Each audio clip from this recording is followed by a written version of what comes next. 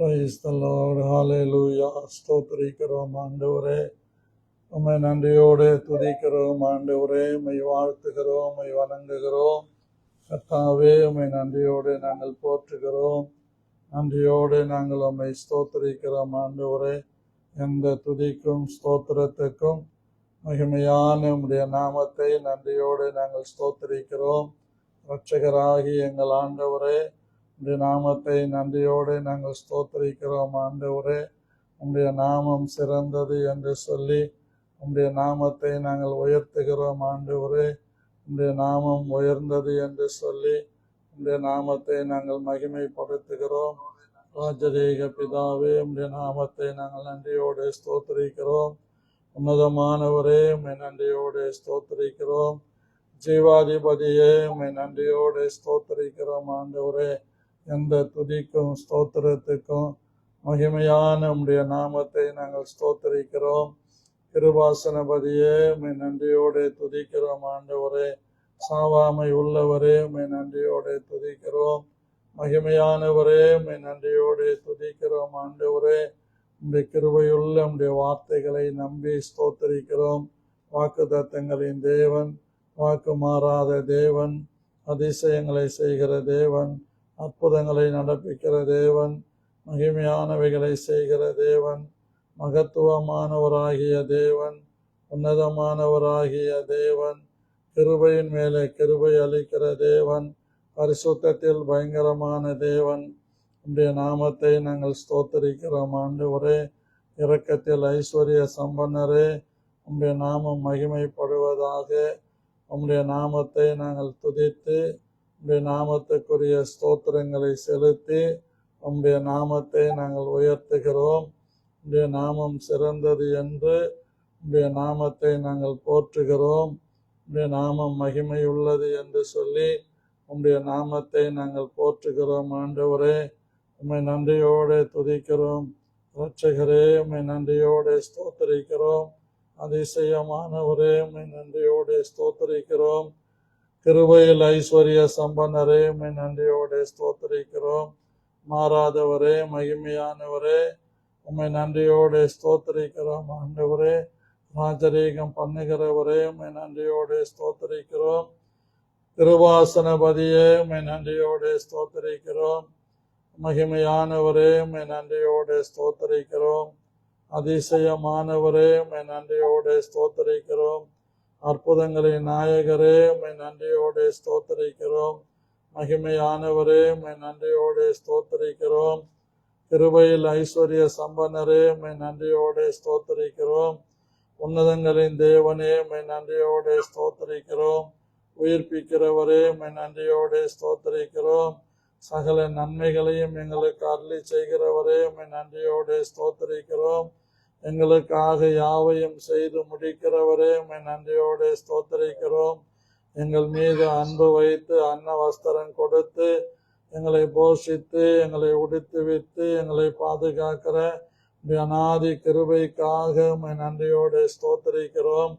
அற்புதங்களின் ராஜாவே, உம்மை நன்றியோடு ஸ்தோத்திரிக்கிறோம். மகத்துவங்களின் ராஜாவே, உம்மை நன்றியோடு ஸ்தோத்திரிக்கிறோம். மகிமையின் ராஜாவே, உம்மை நன்றியோடு ஸ்தோத்திரிக்கிறோம்.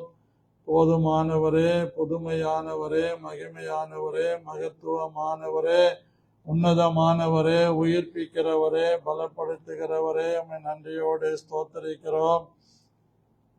கர்த்தாவே, ஆராய்ந்து முடியாத பெரிய காரியங்களையும் எண்ண முடியாத அதிசயங்களையும் எங்களுக்கு செய்கிறவரே, உம்மை துதிக்கிறோம், ஸ்தோத்திரிக்கிறோம். தாழ்ந்தவர்களை உயரத்திலே வைத்து துக்கிக்கிறவர்களை ரட்சித்து உயர்த்துகிறவரே, உம்மை நன்றியோடு ஸ்தோத்திரிக்கிறோம் ஆண்டவரே. கிருபையில் ஐஸ்வர்யம் உள்ளவரே, உம்மை நன்றியோடு ஸ்தோத்திரிக்கிறோம். கர்த்தாவே, பூமியின் மேலே மழையை வர்ஷிக்க பண்ணி வெளிநிலங்களின் மேல் தண்ணீர்களை வருவிக்கிற கர்த்தாவே, உம்மை நன்றியோடு நாங்கள் துதிக்கிறோம், ஸ்தோத்திரிக்கிறோம் ஆண்டவரே. உமக்கு நன்றி செலுத்துகிறோம், உம்மை மகிமைப்படுத்துகிறோம் தகப்பனே. உமக்கு நன்றி ஆண்டவரே. தந்திரக்காரரின் கைகள் காரியத்தை முடிய நடக்கக்கூடாதபடிக்கு அவருடைய உபாயங்களை அபத்தமாக்குகிற கர்த்தாவே, உம்மை நன்றியோடு நாங்கள் துதிக்கிறோம். ஆண்டவரே கர்த்தாவே, நீர் ஞானிகளை உம்முடைய தந்திரத்தினாலே பிடிக்கிறபடியினால் ஆண்டவரே உம்முடைய நாமத்தை நாங்கள் ஸ்தோத்திரிக்கிறோம். ஆண்டவரே உமக்கு நன்றி ராஜா. கர்த்தாவே உமக்கு ஸ்தோத்திரம் ஸ்தோத்திரம். நாங்கள் கூப்பிடும்போது எங்களுக்கு மறு உத்தரவு கொடுக்கிறவரே உம்மை நன்றியோடு ஸ்தோத்திரிக்கிறோம். இப்பொழுதும் எங்கள் தேவனாகிய கர்த்தாவே, என் வாயின் வார்த்தைகளும் என் இருதயத்தின் தியானமும் உம்முடைய சமூகத்திலே எனக்கும் கேட்கிற யாவருக்கும் பிரீதியாய் இருப்பதாக என்று இயேசு கிறிஸ்துவின் நாமத்தில் வேண்டிக் கொள்கிறேன் நல்ல பிதாவே, ஆமேன். எனக்கு மிகவும் பிரியமான அன்பின் பிள்ளைகளே, இந்த காலை வேளையிலே உங்களை சந்திப்பதிலே மிகுந்த மகிழ்ச்சி அடைகிறேன். காலைதோறும் அவருடைய கிருபைகள் புதியவைகள் என்று எழுதியிருக்கிறபடி இந்த புதிய கிருபையை இந்த காலை வேளை நமக்கு தந்தருளி எப்படி மழை நம்மேல் வர்ஷிக்க பண்ணுகிறாரோ அதுபோல கர்த்தர் நம் மீது ஆசீர்வாதத்தையும் பாதுகாப்பையும் கிருபையையும் நமக்கு வர்ஷிக்க பண்ணி நம்மை பலப்படுத்த அவர் போதுமானவராய் இருக்கிறபடியினால் நான் அதிகமாய் கர்த்தரை ஸ்தோத்திரிக்கிறேன்.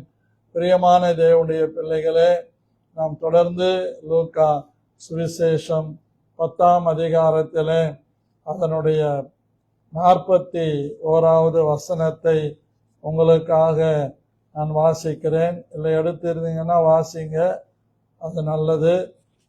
வேணா நானே வாசிக்கிறேன்.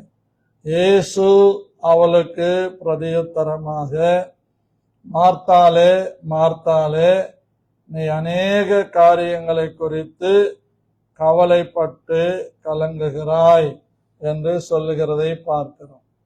பிரியமானவர்களே, மார்த்தாள் என்ற பெயருக்கு வேலை செய்கிறவள் அல்லது ஹவுஸ் வைஃப்ஸ் என்று ஆங்கிலத்திலே சொல்லப்பட்டிருக்கிறது. அதே வார்த்தை பட்லர் என்ற பெயர்ல ஆங்கிலத்திலே சொல்லப்பட்டிருக்கிறது. மார்த்தாளுக்கு நிறைய சர்வெண்ட் என்று ஆங்கிலத்திலே சொல்லப்பட்டிருக்கிறது. அதே மாதிரி ஆண்டோடைய பிள்ளைகளே, வேலை என்கிற இன்னொரு ஆங்கில பதம் இருக்கிறது. பிஸ்னஸ் என்றும் ஆங்கிலத்திலே சொல்லப்படுகிறது.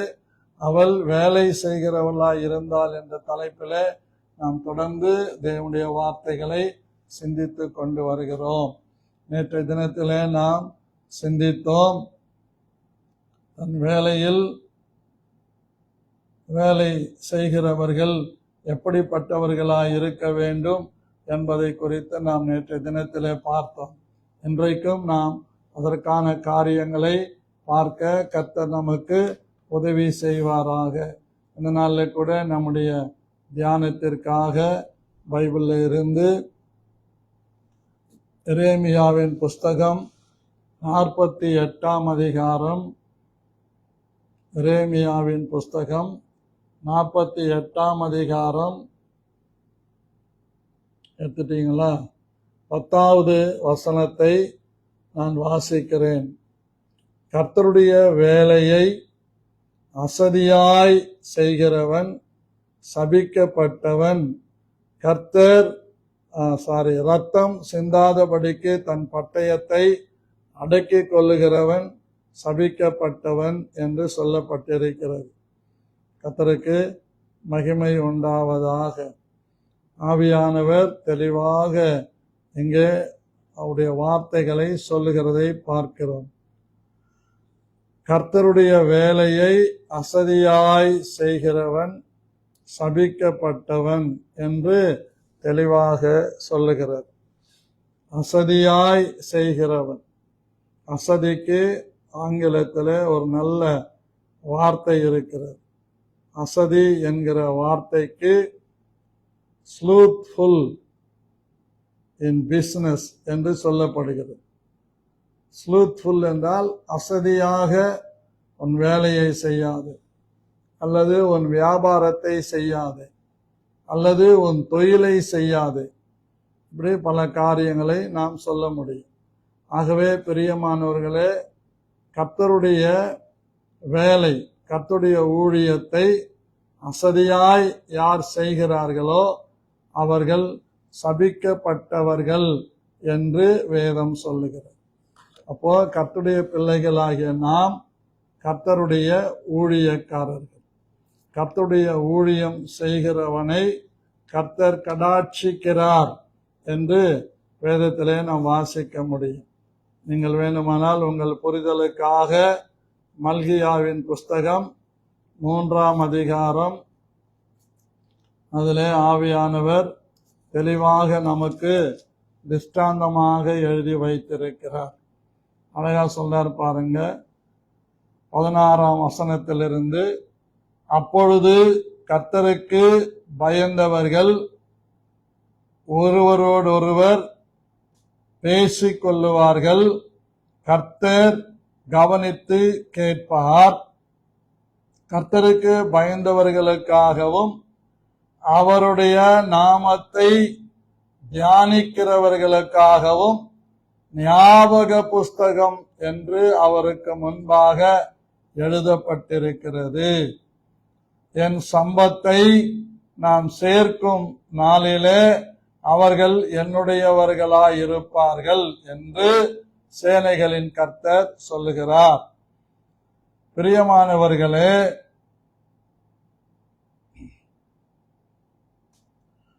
ஒரு மனுஷன் தனக்கு ஊழியம் செய்கிற தன்னுடைய குமாரனை கடாட்சிக்கிறது போல நான் அவர்களை கடாட்சிப்பேன். அப்பொழுது நீங்கள் நீதிமானுக்கும் துன்மார்கனுக்கும் தேவனுக்கு ஊழியம் செய்கிறவனுக்கும் அவருக்கு ஊழியம் செய்யாதவனுக்கும் இருக்கிற வித்தியாசத்தை திரும்பவும் காண்பீர்கள் என்று சொல்லுகிறார். அப்போ நம்முடைய வேதம் நமக்கு அழகாய் கற்றுக் கொடுக்கிறது. ஒரு தகப்பன் தன் பிள்ளையை கடாட்சிக்கிறது போல கர்த்தர் நம்மை கடாட்சிக்கிறார். கடாட்சம் என்கிற சரியான வார்த்தைக்கு பொருள் என்னவென்றால், முடியாதவைகளை முடிய வைக்கிறது தான் கடாட்சம்.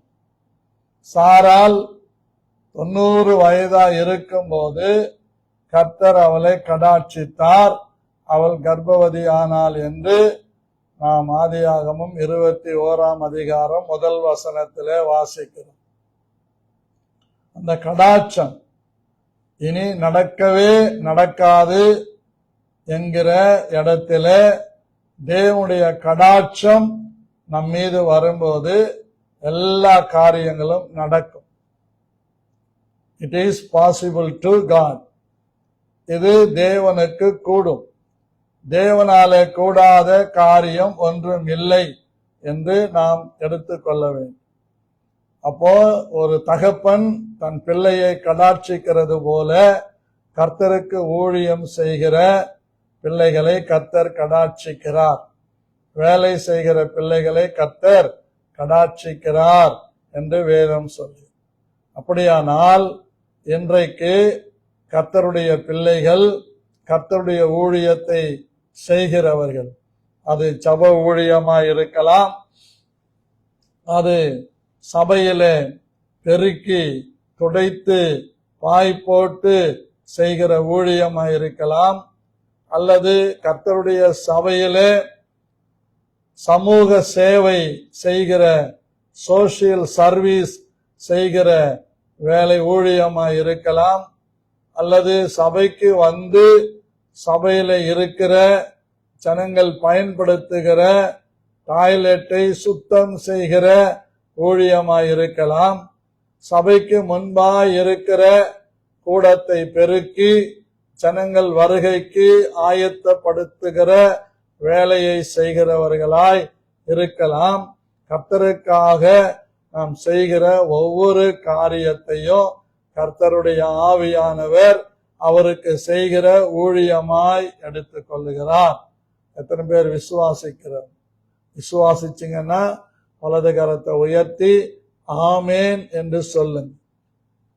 அப்போ கர்த்தருடைய ஊழியத்தை கர்த்தருடைய பிள்ளைகளாகிய நாம் அசதியாய் செய்யக்கூடாது. கர்த்தருடைய ஊழியத்தை மாத்திரமல்ல, நம்ம குடும்பத்தில் செய்கிற வேலைகளை கூட நாம் அசதியாய் செய்யக்கூடாது, சோம்பலாய் செய்யக்கூடாது. நேற்றே சொன்னேன், சுறுசுறுப்பு உள்ளவர்களாய் இருக்கு. எறும்பினிடத்திலே போய் ஆண்டவர் கற்றுக்கொள்ள சொல்லுகிறார். அது கோடை காலத்திலே ஆகாரத்தை சேர்த்து வைத்து மழை காலங்களிலே பாதிப்பில்லாமல் உண்ணும் என்பது எறும்பை குறித்திருக்கிற காரியம். ஆகவே இந்த காலை வேளையிலே என்னை கேட்டுக்கொண்டிருக்கிற அன்பான தேவனுடைய பிள்ளைகளே, நீ ஒரு கம்பெனியில போய் வேலை பார்த்தாலும், சொந்தமாக தொழில் செய்தாலும், அதே போல ஒரு வீட்டிலே போய் ஹவுஸ்மேடா இருந்தாலும், வேலை செய்கிறவர்களுக்கு ஆங்கிலத்தில் ஹவுஸ்மேட் என்றும் மார்த்தாளை குறித்து அர்த்தம் சொல்லப்பட்டிருக்கிறது. ஆகவே நாம் தேவனுடைய பிள்ளைகளாகிய நாம் அசதியாக ஒன்றையும் செய்யக்கூடாது. அசதி என்கிற அந்த வார்த்தை ரொம்ப பயங்கரமான வார்த்தை, செலோத்ஃபுல். அது எந்த காரியத்தையும் செய்ய விடாது. இன்னும் கொஞ்ச நேரம் படுத்துக்க, அப்புறமா பார்த்துக்கலாம், பரவாயில்ல, கொஞ்சம் சாமான் தானே டப்புல இருக்குது, கொஞ்சம் சாமான் தானே சிங்கில் இருக்குது அப்படின்னு நம்ம நினைப்போம். நான் ஜெர்மனி தேசத்துக்கு போயிருந்தப்ப ஒரு வீட்டில் நான் தங்கி இருந்தேன். அங்க நம்ம ஒரு நல்ல காரியத்தை கற்றுக்கொள்ள முடியும். ஒரே ஒரு சின்ன டஸ்ட் கூட அவங்க வீடுகள்ல பார்க்க முடியும். அவங்க வேக்கம் மிஷின் போட்டு அந்த வீட்டில் இருக்கிற எல்லாவற்றையும் எடுக்கிறாங்க. டெய்லி ஒரு நாள் அந்த குடும்ப தலைவர் செய்தா, அடுத்த நாள் அந்த குடும்ப தலைவி செய்கிறார். அவங்களுக்கு 3 பிள்ளைகள் 4 பிள்ளைகள் இருந்தா அவங்களும் இந்த வேக்கம் மிஷின் போட்டு வீட்டை சுத்தமா வைக்கிறாங்க. தினந்தோறும் அந்த வீட்டை மாபு போட்டு வீட்டை துடைக்கிறாங்க. அவ்வளவு நீட்டா அந்த வீடு இருக்கும். அதே சமயத்துல அவர்கள் பாருங்க, காலையில அதிகாலையில வேலைக்கு போயிடுவாங்க. குளிர் இருக்கிற இடம், பயங்கரமான குளிரும், அதிகாலையில எழுந்து அவங்க அந்த குளிருக்கான உடைகளை உடுத்தி கொண்டு கார் எடுத்துக்கிட்டு அவங்க வேலைக்கு போவாங்க. அங்க போய் வேலை செஞ்சுட்டு மத்தியானம் வந்துருவாங்க. வந்துட்டு வீட்டின் வேலையெல்லாம் பார்ப்பாங்க. சாயங்காலம் புருஷன் வேலையிலேருந்து வந்த உடனே அவர் வந்து வீட்டில் இருக்கிற எல்லா வேலைகளையும் கவனிப்பார். அந்த வாஷிங் மிஷின்ல துவைச்சு போடப்பட்ட துணிகளை அவர் மடிச்சு வைப்பார். அவங்க சமையல் செய்வாங்க. சமையல் செஞ்சு இரவு சாப்பிட்டு, இரவு ஒரு வேளை தான் அவங்க நல்ல சாப்பாடு சாப்பிடுவாங்க. பகல்ல அந்த பிரெட்டு அதை கொண்டு போயிடுவாங்க. இத நான் பார்த்து ரொம்ப ஆச்சரியப்பட்டேன். 2 பேரும் வேலை செய்வாங்க. வேலை செஞ்சு சாப்பிட்டு முடிச்ச உடனே சிங்க்ல இருக்கிற பாத்திரங்களை அவங்க 2 பேரும் கழுவி வச்சுட்டு தான் போவாங்க. ஏன்னா காலைல 5 மணிக்கெல்லாம் வேலைக்கு போயிடுவாங்க. அவ்வளவு சுறுசுறுப்பா இருப்பாங்க. நான் சொல்றது ஜெர்மனிஸ சொல்ல, நம்ம தமிழர்கள் தான் அவ்வளவு சுறுசுறுப்பா இருப்பாங்க. நம்மள மாதிரி 8 மணி வரைக்கும் 9 மணி வரைக்கும் படுத்திருக்க மாட்டாங்க. சில வீடுகள்ல பாத்தீங்கன்னா 7 மணி கூட எழுந்திருக்க மாட்டாங்க. அதிகாலையில் என்னை தேடுகிறவர்கள் கண்டடைவார்கள். அவங்க எழுந்து 4 மணிக்கு எழுந்து அவங்க உட்கார்ந்து, புருஷன் மனைவி உட்கார்ந்து பாட்டு பாடி ஒரு பைபிள் வசனம் படிச்சு ஜெபம் பண்ணிட்டு தான் போவாங்க. இது அவங்களுடைய பழக்க வழக்கம். ஆனா நல்லா இருக்கிறாங்க. அந்த தேசத்துல சொந்த வீடு வாசல் வச்சிருக்கிறாங்க. அவங்க வீட்டுல 3 பேர் இருக்கிறாங்கன்னா 3 பேரும் சொந்த கார் வச்சிருக்கிறாங்க. நம்ம ஊர்ல மாதிரி ஆல்டோ அதெல்லாம் இல்லை, நல்ல விலை உயர்ந்த காருங்க. நம்ம ஊர்ல ஒவ்வொரு அந்த கார் வந்து நம்ம ஊர்ல எப்படியும் 30 லட்சத்துக்கு மேல இருக்கும். இவைகளெல்லாம் எதுக்கு நான் சொல்றேன்னா, வேலையில அசதியா இருக்கக்கூடாது. கர்த்தருடைய வேலையில நம்ம எப்படி இருக்கணும் பாருங்க. அப்படியே கர்த்தருடைய வேலையில மதப்பாவே இருக்கக்கூடாது. அவ்வளவு சுறுசுறுப்பா கர்த்தருடைய வேலைகளை நம்ம செய்யணும். அப்படி செய்யும்போது தேவன் நம்மை ஆசீர்வதிக்கிறார். கர்த்தருடைய பிள்ளைகளுக்கு ஆண்டவர் சொல்லுகிற வார்த்தை என்ன தெரியுமா? நீதிமான் பனையை போல செழித்து லீபனோன்ல கேதுரு போல வளருவான். அப்போ கர்த்தருடைய வேலையை செய்யணும். யோவான் 12:26 இப்படி சொல்லுகிறது. நீங்க எடுத்திருந்தீங்கன்னா வாசிக்கலாம். யோவான் 12:26 யோவான் 12:26 ஒருவன் எனக்கு ஊழியம் செய்வானானால் ஒருவன் எனக்கு ஊழியம் செய்வானானால் என்னை பின்பற்ற கடவன். என்னை பின்பற்ற கடவன். நான் எங்கே இருக்கிறேனோ அங்கே என் ஊழியக்காரனும்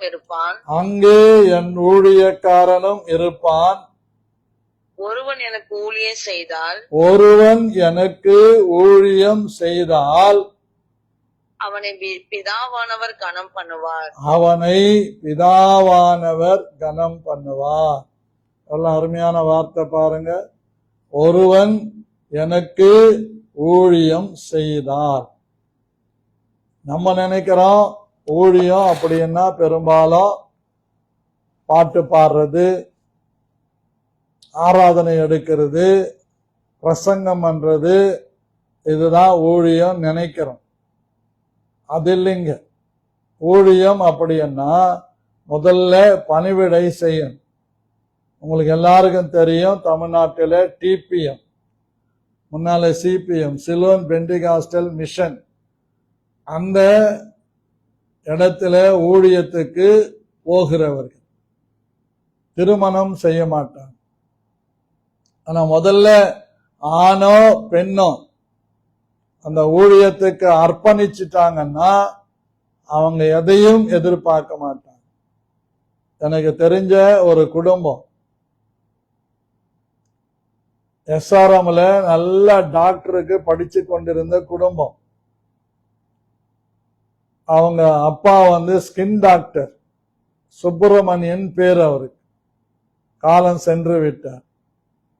அவருடைய 2 மகன்களும் நல்ல நிலையில டாக்டருக்கு படிச்சு கொண்டிருக்கும் போது கர்த்தர் அழைச்சாருன்னு சொல்லி அந்த டாக்டருக்கு படிக்கிற அந்த தொழிலை, அந்த வேலையை, அந்த படிப்பை அவங்க அப்படியே ரிசைன் பண்ணிட்டு டிபிஎம்ல 3 நேர ஊழியத்துக்கு போயிட்டாங்க. ஒரு முறை அந்த சகோதரனை நான் பார்த்து கேட்டப்ப அவர் சொல்றாரு, நம்ம எங்க செய்யற மாதிரிலாம் இல்லைங்க பாஸ்டர், அங்க முதல்ல ஊழியத்துக்கு போறவன் ஃபர்ஸ்ட் அங்க இருக்கிற எல்லா டாய்லெட்டையும் சுத்தம் பண்ண, அதுதான் ஊழியம். எத்தனை காலம், எப்படி போலீஸ் ட்ரைனிங் 1 வருஷம் கொடுத்து இன்னொரு வருஷம் இன்னொரு ட்ரைனிங் கொடுத்து அதுக்கப்புறம் பிசியா செலக்ட் பண்றாங்களோ அந்த மாதிரி. எப்படி ஒரு டீச்சர் ஆகும்னா 2 வருஷம் டீச்சர் ட்ரைனிங் முடிச்சு அதுக்கப்புறம் ஒரு எக்ஸாம் எழுதி டீச்சருக்கு போகணும். ஆனா அங்க எப்படின்னா ஊழியத்துக்கு அர்ப்பணிக்கப்பட்டவங்க ஒரு பகுதியா பிரிச்சு விடுவாங்க. டாய்லெட்டை கழுவணும். 2வது என்ன செய்யணும், சகோதரிகளா இருந்தா அங்க இருக்கிற அக்காவங்களுடைய வஸ்திரங்களை எல்லாம் அவங்க வெளுக்கணும், துவைக்கணும். ஆண்களா இருந்தா அங்க இருக்கிற பரிசுத்தவான்களுடைய வஸ்திரங்களை, அப்படிதான் சொல்லுவாங்க, பரிசுத்தவான்கள் தான் சொல்லுவாங்க, அந்த பரிசுத்தவான்களுடைய வஸ்திரங்களை சுத்தம் பண்ணி அதை அவர்கள் அயன் பண்ணி அவங்க உடுத்துறதுக்கு ரெடியா வைக்கணும். அப்போ சாப்பிட்றதுக்கு நேரம் இருக்குமான்னு கேட்டேன். சில சமயம் நேரம் இருக்கும், சில சமயம் நேரம் இருக்காது. வேலையை முடிக்காம நாங்க சாப்பிட போக மாட்டோம். அப்போ அவர் சொன்னாரு, நான் 2 வேளை சாப்பிட்றதே பெரிய காரியம் பாஸ்டர். அந்த சாப்பாடு அவ்வளவு எளிமையா இருக்கும். கர்த்தருக்கு ஸ்தோத்திரம். அவங்களுக்குள்ள எந்த விதமான தவறான அபிப்பிராயங்கள் வரக்கூடாதபடி உணவில கூட கட்டுப்பாடு வச்சிருப்பாங்க. அதான் பவுல் சொல்றாரு இல்ல, துன்மார்க்கத்துக்கு ஏதுவாக தன் உடலை பேணாமல் அதை ஒடுக்கி அடக்கி கீழ்ப்படுத்தினேன் அப்படின்னு பவுல் சொல்லுவார். எவ்வளவு அருமையான ஒரு காரியங்கள் பாருங்க. அப்ப கர்த்தருடைய ஊழியக்காரன் யாருன்னா இயேசு கிறிஸ்துவோடு இருக்கிறவர். அவர் சிலரெல்லாம் கூப்பிட்டார். அவர் முதல்ல அழைக்கும் போது எதுக்கு அவங்கள ஊழியத்துக்கு அழைச்சாங்கன்னா, வேதம் அழகா சொல்லுது, தம்மோடு இருக்கவும் அப்படின்னு தான் பைபிள் சொல்லுது. அவர்கள் தம்மோடு இருக்கவும் பணிவிடை செய்யவும் அவர்களை ஆண்டவர் அழைச்சார். கர்த்தருக்கு ஸ்தோத்திரம். Praise the Lord. பாருங்க எவ்வளவு அருமையான வார்த்தை. ஒரு மார்க்கு 6ஆம் அதிகாரமா 3ஆம் அதிகாரமா நினைக்கிறேன், மார்க்கில் சொல்றாரு, முதலாவது நம்மை தேவன் அவரோடு இருக்கும்படியாக அழைத்திருக்கிறார். பாருங்க, மார்க்கு 3ஆம் அதிகாரம் 14வது 13, 14 ரெண்டுமே வாசிக்கலாம். வாசிக்கிறீங்களா?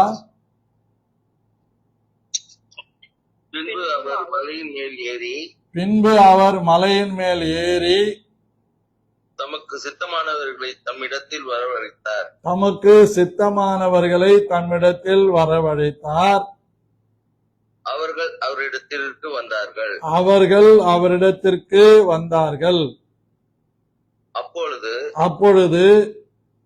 அவர் 12 பேரை தெரிந்து கொண்டு 12 பேரை தெரிந்து கொண்டு அவர்கள் தம்மோடு கூட இருக்கவும் அடிக்கோடிட்டு கொள்ளுங்க. அவர்கள் தம்மோடு கூட இருக்கவும் பிரசங்கம் பண்ணும்படியாக தாம் அவர்களை அனுப்பவும் வியாதிகளை குணமாக்கி பிசாசுகளை துரத்தும்படி அவர்கள் அதிகாரம் உடையவர்களாய் இருக்கவும் அவர்களை ஏற்படுத்தினார்.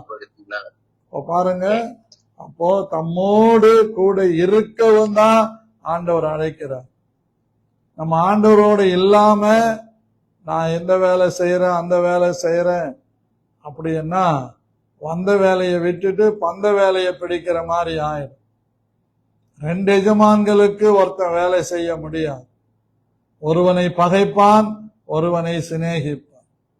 ஆனா இன்னைக்கு நம்ம பார்க்கிறோம், நிறைய வாலிப தம்பிங்க சர்ச்சில் இருக்கிறாங்க, கம்பெனியில வேலைக்கு போறாங்க, நைட் டியூட்டி பார்த்துட்டு வந்து காலையில ஒரு 3 மணி நேரமோ 4 மணி நேரமோ ஸ்விக்கிலேயோ ஜொமேட்டோலயோ போய் ஓவர் டைம் பண்றாங்க. ஆனா சபைக்கு வர்றதில்லை. கேட்டா ஜொமேட்டோக்கு போயிட்டேன்றாங்க. நான் சொன்னேன், அதெல்லாம் ஒழுங்கினோம். நீ சபைக்கு 6 நாளும் வேலை செய்து 7வது நாள் ஓய்ந்து இருக்கணும். கர்த்தருடைய ஆலயத்துல வந்து பணிவிடை செய்யணும். ஆகாய் 1:14 படி ஆண்டவர் சொல்றாரு, ஒருவன் எனக்கு ஊழியம் செய்வானானால் பிதாவானவர் கனம் பண்ணுவார். ஒரு முறை ஒரு ஊழியக்காரர் மீட்டிங்ல பிரசங்கிக்க அழைக்கப்பட்டிருந்தேன். அங்க போன உடனே யாரும் வரல. நான் முதல்ல 10 மணிக்கு போயிட்டேன். அந்த சபையில பாயெல்லாம் போடல, நல்லா நீட்டா ஒயிட் அண்ட் ஒயிட்ல சஃபாரி போட்டுக்கிட்டு இருக்கிறேன். உள்ள போன உடனே அங்க பாஸ்டர் கூட இல்லை, அங்க யாருமே இல்லை, சாருங்கெல்லாம் போடவே இல்லை. நேரா போனேன், சாருங்கெல்லாம் லைனை எடுத்து போட்டேன். அங்க துணி கூட இல்லை துடைக்கிறதுக்கு. என்னுடைய பேண்ட் பாக்கெட்ல இருந்து கட்சிப்பை எடுத்து பரிசுத்தவான்கள் வந்து உட்கார்ற அந்த சேர்கள்லாம் துடைச்சு சுத்தம் பண்ணிட்டேன். பண்ணிட்ட பிறகுதான் அந்த ஸ்தல போதகர் வந்தார். வந்து பார்த்துட்டு, ஐயா ரொம்ப ரொம்ப சாரிங்க ஐயா, மன்னிச்சுக்கங்க ஐயா, எப்படியும் ஊழியக்காரங்க 11 மணிக்கு தானே வர போறாங்கன்னு நான் அப்படி இருந்துட்டேன்னு. அப்பா அவருக்கு சொன்னேன், கர்த்தருடைய ஊழியத்தை அசதியாய் செய்கிறவன் சபிக்கப்பட்டவன்னு எரேமியா 48:10 நீங்க படிக்கலையான்னு. அப்பா அவருக்கு சொன்னேன், நாம் இங்க கூடி வருவதற்கு முன்பாக இந்த இடம் ஆயத்தமாய் இருக்கிறதா என்று பார்க்க கர்த்தர் தம்முடைய தூதர்களை அனுப்புகிறார். You are believe it or not, 2 angels surrounding and ascending and descending this place அப்படின்னு. நீங்க வர்றதுக்கு முன்னாடி, நான் வர்றதுக்கு முன்னாடி இங்க 2 தூதர்கள் அப்படியே சுத்திக்கிட்டு இருந்து மேலே ஏறுகிறவர்களும் இறங்குறவருமா இருக்கிறதை பார்த்தேன். அவங்க முகம் சுளிக்கிறத பார்த்தேன். அதனால்தான் உடனே இறங்கி நான் சேருங்கெல்லாம் போட்டு தொடச்சேன் பாஸ்டர்ன்னு. ஆடி போயிட்டேன். நம்ம எந்த சபைக்கு போறோன்னு முக்கியம் இல்லை, எங்க இருக்கிறோன்னு முக்கியம் இல்லை. அந்த இடம் 10 பரிசுத்தவான்கள் கூடுற இடம், தேவனுடைய பிள்ளைகள் கூடி வருகிற இடம் அப்படியே பளிங்கு போல சுத்தமாய் வைக்கணும். அதற்கு மகிமை உண்டாவதா. ஏன்னா அது ரொம்ப ரொம்ப முக்கியம். தெலுங்குல சொல்லுவாங்க, ఇల్లు శుద్ధిగా ఉంటే ఇల్లాలు శుద్ధిగా ఉంటాதுன்னுவாங்க. அப்படின்னா வீடு எவ்வளவு சுத்தமா இருக்குதோ அவ்வளவு சுத்தமா அந்த வீட்டு ஹவுஸ் ஒய்ஃப் இருப்பாங்க அப்படின்றது பொருள். வீட்டை பார்ப்பாங்க. நிறைய பேர் வீட்டுல பாருங்க, பல வருஷமா இருக்கும், ஒட்டடை அடிக்க மாட்டாங்க. வாடகை வீடு தான். அந்த வாடகை வீடு என்பது எத்தனையோ பேருக்கு இன்னைக்கு கிடைக்கல. பிரியமானவர்களே, நீ வாடகை வீட்டில இருக்கிறியா சொந்த வீட்டில இருக்கிறியா முக்கியம் இல்லை.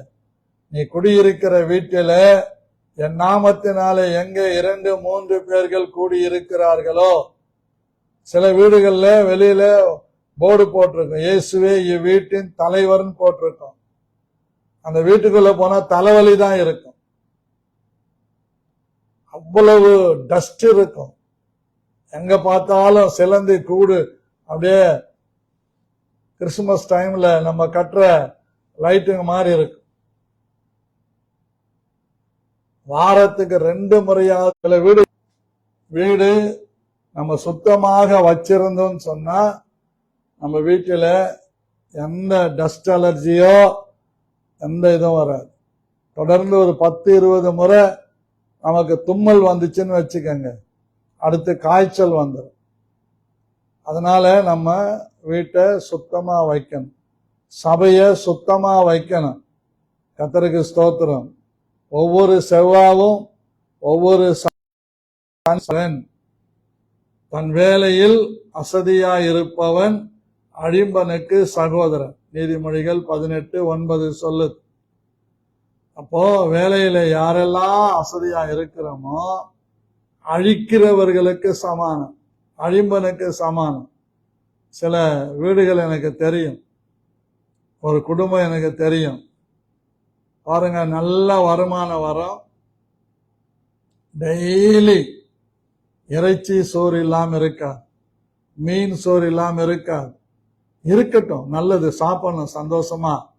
ஆனா அவங்க பாருங்க, ஒரு முறை அந்த வீட்டுக்கு நான் பிரேயருக்கு போயிருந்தேன். கூப்பிட்டு இருந்தாங்க, பக்கத்துல கூப்பிட்டு இருந்தாங்க. சரி போய் பார்த்துட்டு வருவோமே அப்படின்னு நாங்க போயிருந்தப்ப அந்த வீட்டுல கடைசி பிள்ளை ஒரு பக்கெட்ல இருந்து கொண்டு போய் குப்பைய கொட்டுது. இதுல என்னமான்னு கேட்டேன். இது 2-3 நாளா இருந்த மீன் குழம்பு அங்கிள், கறி. ஏம்மா கொட்டுறீங்க அப்படின்னு கேட்டா, அது கெட்டு போச்சு. ஏன் கெட்டு போச்சுன்னா, அது ஃப்ரிட்ஜில் வச்சிருந்தா கூட யாருக்காவது கொடுத்துருக்கலாம், கெட்டு போச்சு, நேரம் இல்லாதனால நாங்களும் மறந்துட்டோம் அப்படின்னா. அவ்வளவு கறி, அவ்வளவு மீன் குழம்பு கொண்டு போய் குப்பை தொட்டிலே கொட்டுறாங்க. நல்லா யோசித்து பாருங்க. ஆனா அந்த குடும்பம் பின்னாட்கள்ல அல்லோகலப்பட்டது. கம்பெனி மூடிட்டாங்க, வருமானம் இல்லை, அவ்வளவுதான், ரொம்ப கஷ்டம். அந்த வீட்டு மருமக அயல் நாட்டில் போய் சம்பாதிச்சு அனுப்பின காரியங்களை வச்சு எல்லாருக்கும் காரியங்களை செஞ்சாங்க, திருமணங்களை செஞ்சாங்க. அப்போ எந்த அளவுக்கு நம்ம இருக்கிறோம் பாருங்க. ஒவ்வொரு காரியத்துல ரொம்ப மைனூட்டா இருக்கணும். தன் வேலையில் அசதியா இருப்பவன் அழிம்பனுக்கு சமானம். அதான் தெளிவா வேதத்திலே சொல்லுகிறது. he also that is slothful in his work is brother to him. That is a great waster. பாருங்க, great waster. That is a great waster. தன் வேலையிலே அசதியா இருப்பவன் வேஸ்ட் ஃபெலோ. அது ஆணா இருக்கட்டும் பெண்ணா இருக்கட்டும், கர்த்தருக்கு மகிமை உண்டாகட்டும். இரண்டாவதாக சொல்றாரு, நீதிமொழிகள் 19:15 நீங்க படிச்சீங்கன்னா, சோம்பல் தூங்கி விழப்பண்ணும், அசதியானவன் பட்டினியாயிருப்பான். எப்படி? அசதியாயிருக்கிறவன் பட்டினியாயிருப்பான். என்ன அருமையான தங்க வாக்கியங்கள் பாருங்க, அழகா சொல்லுது. Slothfulness casheth into a deep sleep, and an idle soul shall suffer hunger. தன் வேலையை சோம்பல் தூங்கி விழ பண்ணும், அசதியானவன் பட்டினியாயிருப்பான் என்று தெளிவா பைபிள் நமக்கு கற்றுக் கொடுக்கும். கர்த்தருடைய வேலையில நாம் அசதியா இருக்கக்கூடாது. மூன்றாவதாக ரோமர் 12:11 சொல்லுது, அசதியாய் இராமல் ஜாக்கிரதையாயிருங்கள். அசதியாயிராமல் ஜாக்கிரதையாயிருங்கள், ஆவியிலே அனலாயிருங்கள், கர்த்தருக்கு ஊழியம் செய்யுங்கள். ஆமென். அசதியாயிராம ஜாக்கிரதையாயிருக்கு. கர்த்தருக்கு மகிமை உண்டாவதா. நம்பிக்கையிலே சந்தோஷமாயிருங்கள், உபத்திரவத்திலே பொறுமையாயிருங்கள், ஜபத்திலே உறுதியாய் கைகளை வைத்தபோது தீர்க்க தரிசனத்தினால் உனக்கு அளிக்கப்பட்ட வரத்தை பற்றி அசதியாயிராது. நானும் நிறைய ஊழியக்காரில் உடன் ஊழியக்காரில் ஆர்டினேஷன் பண்ணேன். கர்த்தருக்கு ஸ்தோத்திரம். 2000 பிறகு ஒவ்வொரு வருஷமும் ஜனவரில ஊழியக்காரில் ஆர்டினேஷன் பண்ணேன். அந்த ஊழியத்தை பற்றி, அவங்களுக்கு கொடுக்கப்பட்ட வரத்தை பற்றி ஜாக்கிரதையா இல்லாம, உற்சாகமா இல்லாம, சோம்பலா அசதியா இருக்கிறேன். அழகா சொல்றாரு, எபிரேயர் 6:11 சொல்றாரு, நீங்கள் அசதியாயிராமல் வாக்குத்தத்தமான ஆசீர்வாதங்களை விசுவாசத்தினாலும் நீடிய பொறுமையினாலும் சுதந்திரித்து கொள்ளுகிறவர்களை பின்பற்றுகிறவர்களாயிருங்கள். இது 7வதாக நான் சொல்லி இருக்கேன். 8வதாக 2 பேதுரு 1:12 சொல்றாரு, இது நிமித்தம் இவைகளை நீங்கள் அறிந்து, நீங்கள் இப்பொழுது அறிந்திருக்கிற சத்தியத்தில் உறுதிப்பட்டிருந்தும் உங்களுக்கு இவைகளை எப்பொழுதும் நினைப்பூட்ட நான் அசதியாயிரேன் சொல்றேன்.